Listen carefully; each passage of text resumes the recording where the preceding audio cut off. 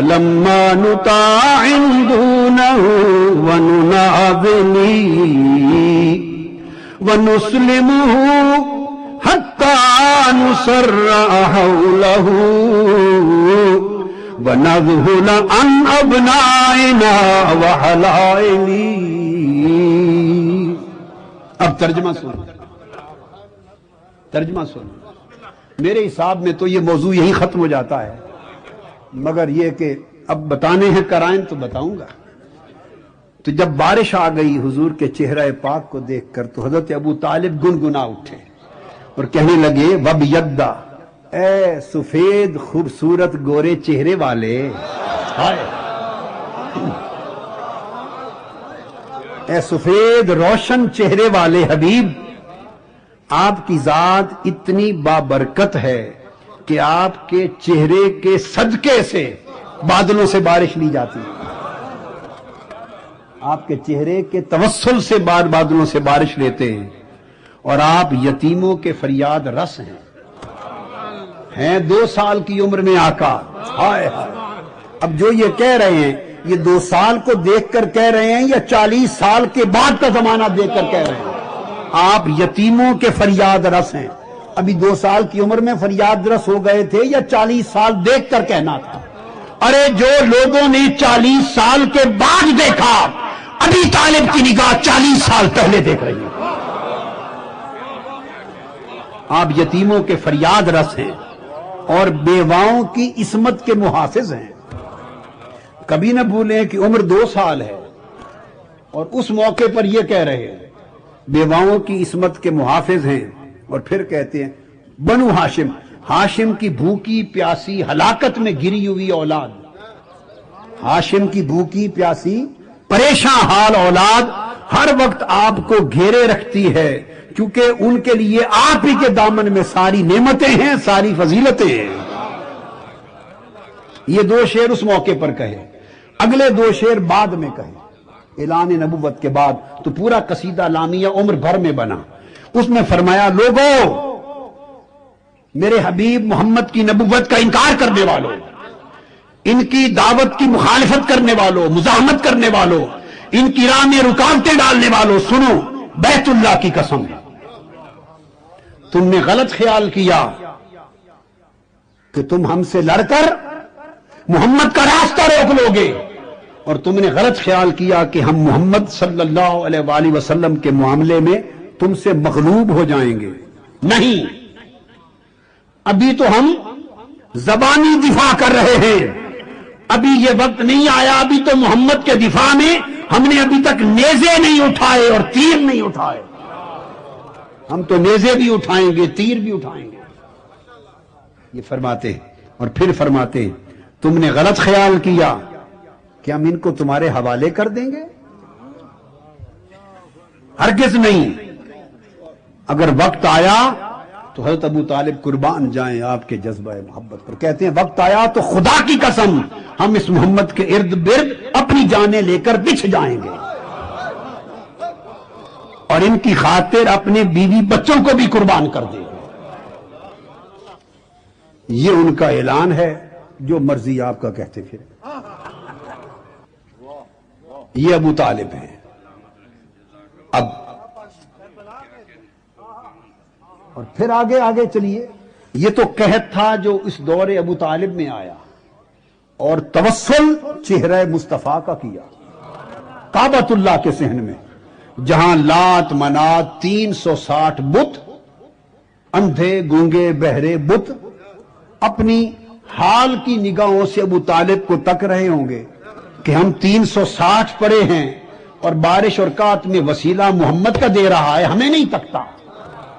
تمہیں کیوں تکے؟ اس کے کوئی غرض واسطہ ہی تمہارے ساتھ نہیں، وہ موحد ہے. اب اگلی حدیث، تیسری دلیل. پھر قحط آقا علیہ السلام کے دور میں آیا. میں جوڑ رہا ہوں، بڑا شدید قحط آیا، اور یہ بھی صحیح بخاری میں ہے، جلد اول صفحہ 127.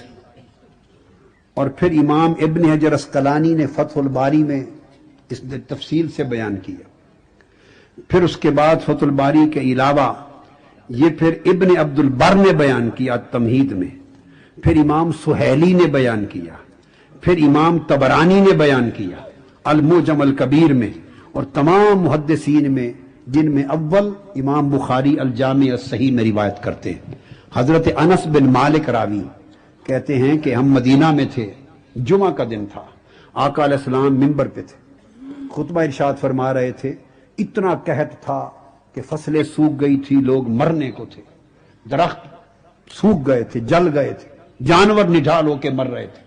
حالت خطبہ میں ایک اعرابی کھڑا ہو گیا ہاتھ جوڑ کر، عرض کیا یا رسول اللہ، ہمارے مویشی ہلاک ہونے لگے، بچے بھوک سے مرنے لگے، قحط سالی کی انتہا ہو گئی۔ عرض کیا اللہ کے حضور ہمارے لیے بارش کی سفارش کر دیں۔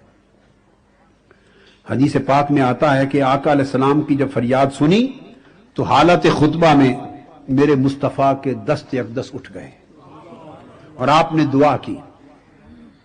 صحابہ کہتے ہیں اس ذات کی قسم جس کے قبضہ قدرت میں میری جان ہے، آسمان صاف تھے، بادلوں کا کوئی ٹکڑا نہ تھا، بس ابھی ہاتھ مصطفیٰ کے اٹھے تھے کہ آسمانوں پر بادل امنڈا ہے، اور ہاتھ ابھی نیچے نہیں آئے تھے کہ موسلادھار بارش شروع ہو گئی، حتیٰ کہ آقا جب منبر سے اترے تو ریش مبارک سے پانی ٹپک رہا تھا، اور پھر بارش رہی۔ اگلا دن فرماتے ہیں کہ 8 دن گزر گئے، اگلا جمعہ آ گیا، بارش ایک لمحہ نہیں تھمی۔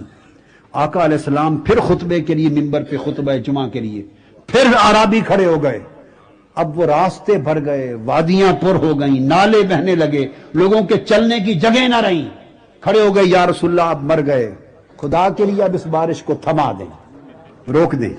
تو حدیث پاک میں آتا ہے میرے آقا نے انگلی کھڑی کی اور اس طرح کا اللہم حوا علینا ولا علینا، وہ عرش سے فرش تک کائنات ان کے زیر نگی ہے، ہاتھ کھڑا ہوا، عرض کیا باری تعالیٰ ہمارے ارد گرد ہو، اوپر نہ ہو۔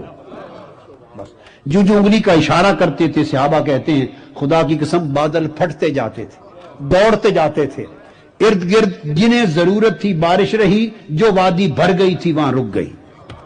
یہ تو واقعہ حدیث کا امام طبرانی اور امام اسقلانی نے یہاں پر بیان کیا ہے۔ وہ کہتے ہیں جب منظر یہ ہو چکا تو حدیث پاک میں ہے، کہتے ہیں آقا علیہ السلام یہ منظر دیکھ کے خوش ہوئے، اور اتنے خوش ہوئے لوگوں، آپ کے ایمان کی جلا کے لیے یہاں وہ بات آ رہی ہے، جب منظر دیکھ کے خوش ہوئے۔ اب یہ اس وقت کی بات ہے مدینہ کی، جب حضرت ابو طالب اس دنیا میں اس میں نہیں تھے، مدینہ کی بات ہے۔ تو جب خوش ہوئے میرے آقا صلی اللہ علیہ وسلم، اور منظر دیکھ کر، اور حدیث میں آتا ہے کہ آپ اتنے ہنسے کہ دندان مبارک نظر آنے لگے منظر دیکھ کے، اور ایک ہی بات کہی، کیا؟ خوش ہو کے ہنسے اور مسکرا کے فرمانے لگے منظر کے سامنے، فرماتے ہیں لو کان ابو طالب حیا لقرۃ عینا، فرمایا آج میرا چچا ابو طالب زندہ ہوتا تو اس کی آنکھیں ٹھنڈی ہو جاتی۔ ہائے ہائے! اب ایمان سے کہیے ایسے موقع پر کون کسے یاد کرتا ہے؟ کوئی کسی کافر کو یاد کرتا ہے؟ جس نے نبی کا کلمہ نہ پڑھا ہو اس کو یاد کرتا ہے؟ جو دنیا سے حالت کفر میں گیا ہو اسے یاد کرتا ہے؟